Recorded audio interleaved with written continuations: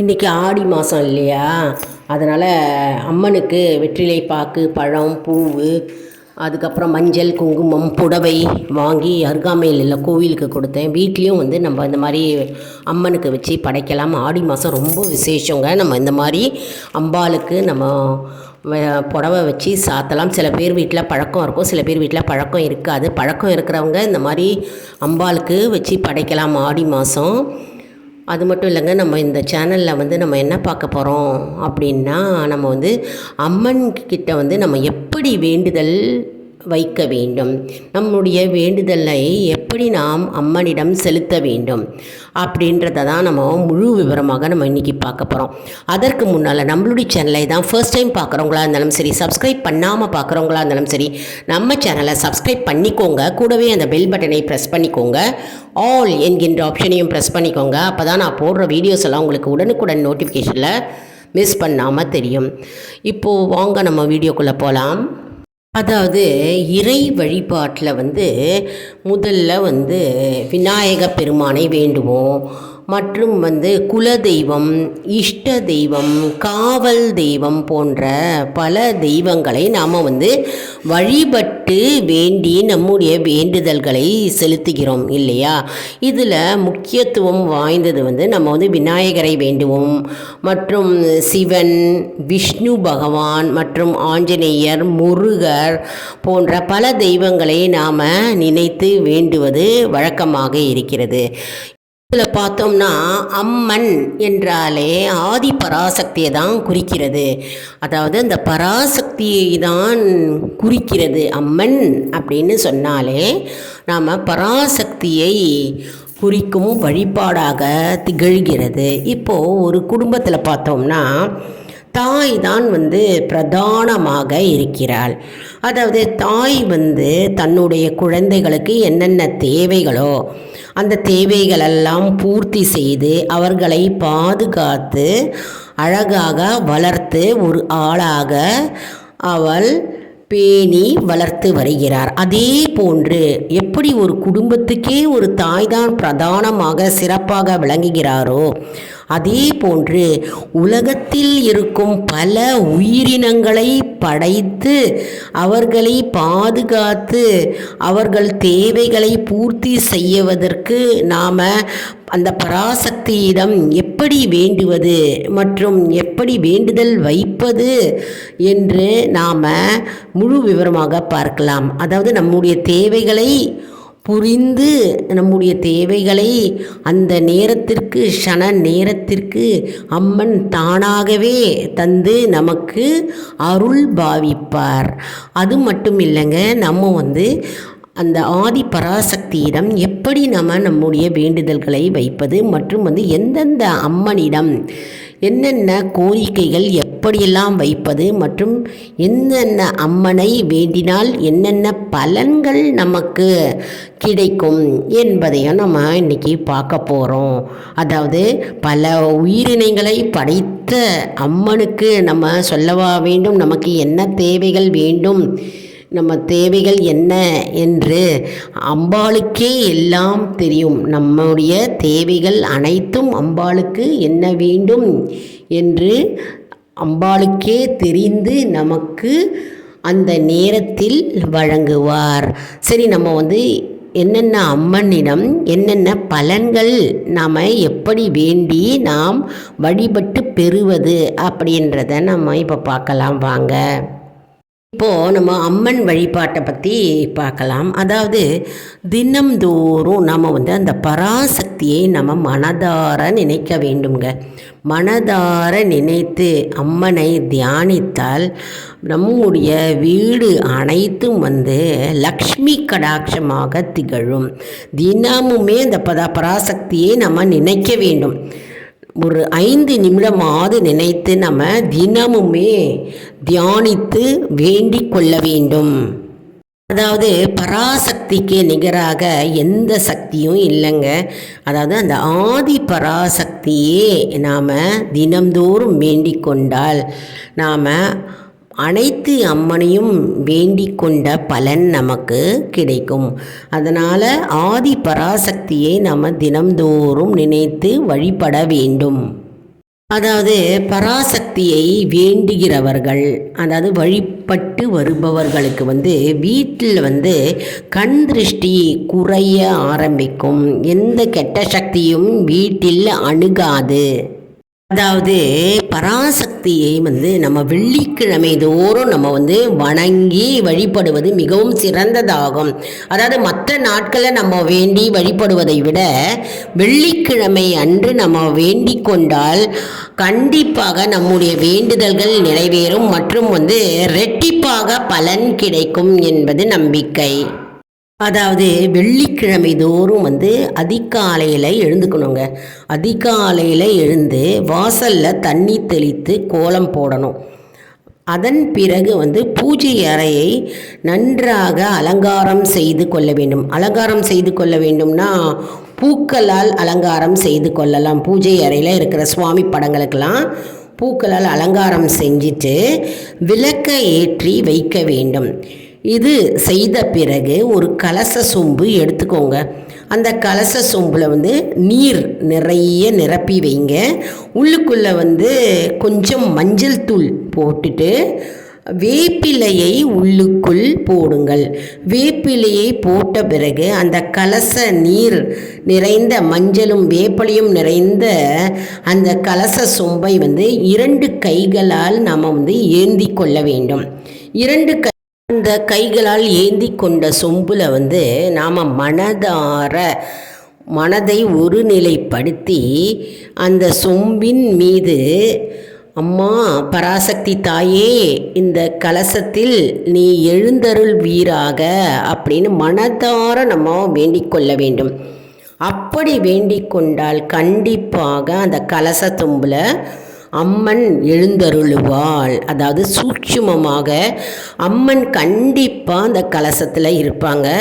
ஏன்னா அந்த கலச சொம்பு வேப்பிலை அம்மனுக்கே உகந்த வேப்பிலை இருக்கிறது, மஞ்சள் இருக்கிறது. அந்த கலசம் நீர் நிறைந்த தண்ணீரில், அந்த நீரில் அம்மன் தானே அமர்வார், அதாவது தானே எழுந்தருள்வார் என்பது நம்பிக்கை. அதாவது முழு மனதுடன் நம்பிக்கையோடவும் சரி பக்தியுடனும் நாம் நம்ம என்ன செயலை செஞ்சாலும் சரி அது ரெட்டிப்பு பலன் கிடைக்கும். அந்த கலச சொம்பில் கண்டிப்பாக அம்பாள் அதில் எழுந்தருள்வார். அதாவது இதை நான் சொல்லும் போதே எனக்கு மெய் சிலுக்குதுங்க. அதாவது எனக்கு சொல்கிறதுக்கு வார்த்தையே வரலைங்க. அதாவது அந்த கலச சொம்பை நம்ம ஏந்தி கொள்கிறோம் இல்லையா, அந்த அம்பாள் அதில் எழுந்தருள்வார்.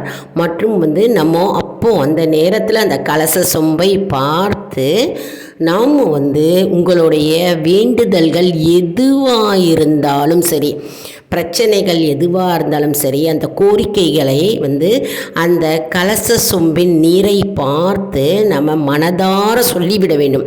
நல்லா சொல்லிடுங்க, நல்லா வேண்டிக்கோங்க. அந்த கலச சொம்பை பார்த்து வேண்டிக்கோங்க. அப்படி வேண்டிண்டா நம்முடைய வேண்டுதல்கள் ஒரு சில நாட்களிலேயே நிறைவேறும் என்பது ஐதீகம். இது நம் முன்னோர்கள் இது செஞ்சுக்கிட்டே வந்தாங்க. இது நம்ம அது இப்போ நடைமுறையில் நாம் அதை செய்வதற்கு நாம் தவறிவிட்டோம். இது சில வீடுகளில் இது கடைப்பிடிக்கிறார்கள். இந்த பழக்கம் சில வீடுகளில் இருக்கிறது. அதனால் அந்த கலச சொம்பில் அம்மன் கண்டிப்பாக எழுந்தருள்வார். மற்றும் நம்முடைய கோரிக்கைகள் ஒரு சில நாட்களிலேயே நிறைவேறும் என்பது ஐதீகம். அந்த ஆதி பராசக்தி அந்த அம்பாள் அந்த கலச சொம்பில் எழுந்தருளி இருப்பார். இப்போது நம்முடைய நீண்ட நாள் கோரிக்கை வியாதி இருக்கலாம், நீண்ட நாள் வியாதி இருக்கலாம்.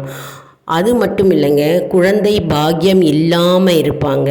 அப்படி இல்லை என்றால் திருமண தடைகள் இருந்து கொண்டே இருக்கும். திருமண நிகழ்ச்சி நடைபெறாமல் இருக்கும். சில வீடுகளில் மங்கள நிகழ்வு நடைபெறாமல் இருக்கும். தாமதம் இருந்து கொண்டே இருக்கும். அந்த பிரச்சனைகள் அனைத்தும் என்னென்ன கோரிக்கைகள் இருக்கிறதோ அது எல்லாம் அந்த அம்பாளிடம் வேண்டிக் கொண்டால் கண்டிப்பாக அது விரைவில் அதற்கு தீர்வு கிடைத்து கண்டிப்பாக நிறைவேறும் என்பது நம்பிக்கை. நம்ம எந்தெந்த அம்மனை நம்ம வேண்டிக் கொண்டால் என்னென்ன பலன்கள் நமக்கு கிடைக்கும் அப்படின்றதையும் பார்க்கலாம். காஞ்சி காமாட்சி அம்மனை வேண்டிக் கொண்டால் தீராத கஷ்டம் இருந்ததுன்னா அதெல்லாம் தீர்த்து வைப்பார் காஞ்சி காமாட்சி அம்மன். மதுரை மீனாட்சி அம்மனை நம்ம நினைத்து வேண்டிக் கொண்டால் திருமண தடை விலகும் மற்றும் ஐஸ்வர்யம் பெருகுமாம்.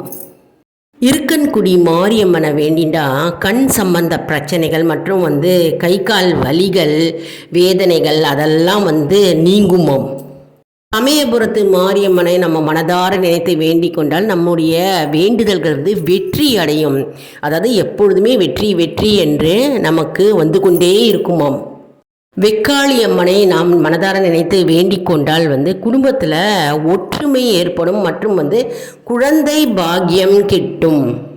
வாராகி அம்மனை நாம் நினைத்து வழிபட்டால் வீட்டில் இருக்கும் துர்சக்திகள், கெட்ட சக்திகள், துஷ்ட தேவதைகள் மற்றும் பில்லி சூன்யம் ஏவல் அனைத்தும் நீங்கி கண் திருஷ்டிகள் அனைத்தும் நீங்கி நமக்கு நம்முடைய பிரச்சனைகள் எதிரிகள் தொல்லை அனைத்தும் நீங்கி நமக்கு நல்வாழ்வு கிடைக்கும். மற்றும் மகாலட்சுமி மட்டுமே நம்ம வீட்டில் எப்பொழுதும் குடிக்கொள்வதற்காக வாராகி அம்மன் நமக்கு அருள் புரிவார். அதனால் வாராகி அம்மனை வேண்டினா நம்முடைய வீட்டில் மகாலட்சுமி என்றைக்கும் எப்பொழுதும் நம் வீட்டில் வாசம் செய்வார். அதற்கு வாராகி அம்மன் அருள் புரிவார். ஏன்னா வீட்டில் கெட்ட சக்திகள் துர்சக்திகள் எல்லாம் நீங்கும் இல்லையா? அனைத்து கெட்ட சக்திகளும் நீங்கிய பிறகு நம்முடைய குடும்பத்தில் நம்முடைய வீட்டில் அதாவது ஐஸ்வர்யம் பெருகும் மற்றும் மகாலட்சுமி என்றும் நிலைத்து குடிக்கொள்வார் என்பது நம்பிக்கை. மற்றும் வாராகி அம்மனை நம்ம வழிபட திருமண தடைகள் நீங்கும் மற்றும் நம்முடைய வாழ்வில் முன்னேற்றம் பெருகும். அதனால் நம்ம வாராகி அம்மனை தொடர்ந்து நம்ம பஞ்சமி தோறும் வழிபடலாம். இப்போ நம்மளோட வீடியோவில் அம்பாளை எப்படி வேண்டுவது, எப்படி வழிபடுவது மற்றும் என்னென்ன அம்மனை எப்படியெல்லாம் வேண்டினால் என்னென்ன பலன்கள் நமக்கு கிடைக்கும் அப்படின்றத நம்ம முழு விவரமாக பார்த்தோம் இல்லையா?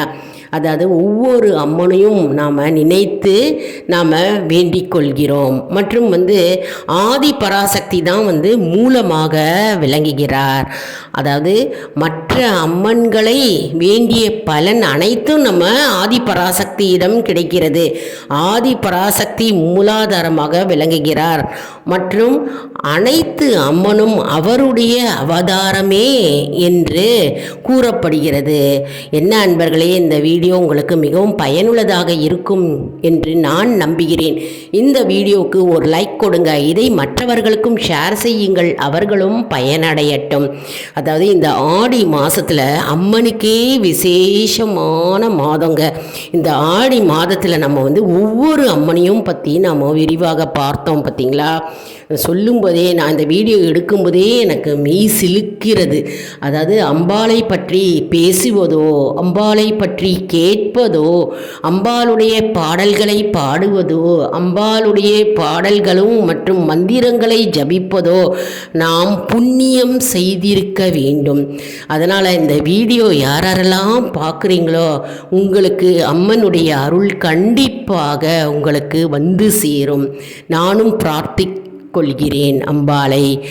உங்களுக்கு எப்பொழுதும் என்னைக்கும் எல்லா நலன்களும் எல்லா வளங்களும் சேரும். மேலும் ஆல் இன் ஒன் ஜோன் அன்பர்களுக்கு ஒரு அன்பான வேண்டுகோள். நம்முடைய கம்யூனிட்டி போஸ்ட்டில் கேள்வி பதில் நேரம் வருங்க. அந்த கேள்விகளுக்கு பதில் தாங்க. இதன் மூலம் நம்முடைய ஆன்மீக பயணம் எப்படி இருக்கிறது என்பதை நாம் தெரிந்து கொள்ளலாம் இல்லையா? இது சப்ஸ்கிரைப் செய்தவர்களுக்கு மட்டுமே தெரிய வரும். அதனால் நம்முடைய சேனலை மறக்காமல் சப்ஸ்கிரைப் செய்து கொள்ளுங்கள்.